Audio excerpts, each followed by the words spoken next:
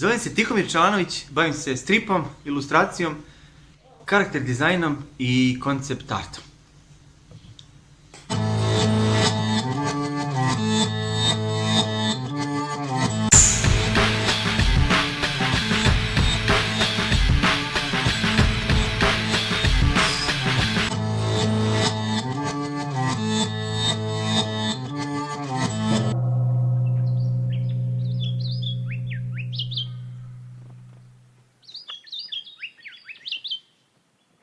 Otkrio sam da je inspiraciju moguće naći bilo kako, bilo gdje.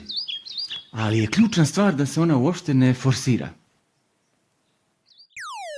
A znate šta, imamo situaciju u kojima ne možemo sebi priuštiti da umjetničarimo, da čekamo na neku muzu, znate šta, imamo rokove, ovo je posao.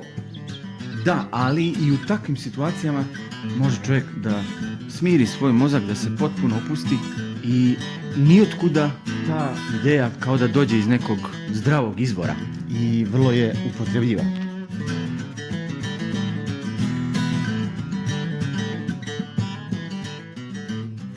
Umjetnost mi je uvijek izgledala kao neki paralelni svijet komunikacije.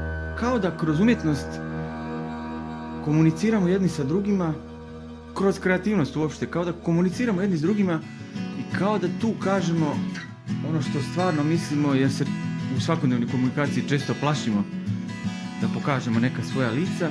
I osim toga, ono što ja želim da doprinesem svojim radom je, želim da dam podsticaj ljudima da imaju hrabrosti da budu ono što stvarno jesu, da rade na tome da ono najbolje izlazi iz njih.